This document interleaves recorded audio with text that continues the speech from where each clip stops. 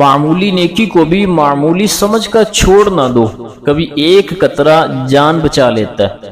ممکن ہے کہ چھوٹا عمل بخشش کا ذریعہ بن جائے، اور کوئی معمولی گناہ چھوٹا سمجھ کر نہ لو، کبھی چھوٹی چنگاری سارے گھر کو جلا ڈالتی ہے۔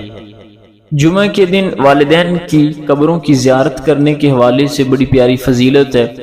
فرمایا جو شخص ہر جمعے کو اپنے والدین یا ان میں سے ایک کی قبر کی زیارت کرے، اس کی مغفرت کر دی جائے گی اور اسے ماں باپ کے ساتھ بھلائی کرنے والا لکھ دیا جائے گا۔ مفتی احمد یار خان نعیمی رحمۃ اللہ علیہ فرماتے ہیں بہتر ہے کہ ہر جمعہ کے دن والدین کی قبور کی زیارت کیا کریں۔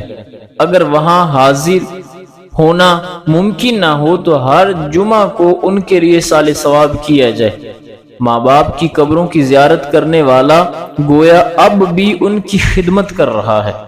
جو ثواب ان کی زندگی میں ان کی خدمت کرنے کا ہے، وہی ثواب ان کی وفات کے بعد ان کی قبروں کی زیارت کرنے کا ہے۔ یہ بخشش کے اسباب میں سے ایک سبب ہے، چھوٹا سا عمل ہے لیکن فضیلت کتنی بڑی ہے۔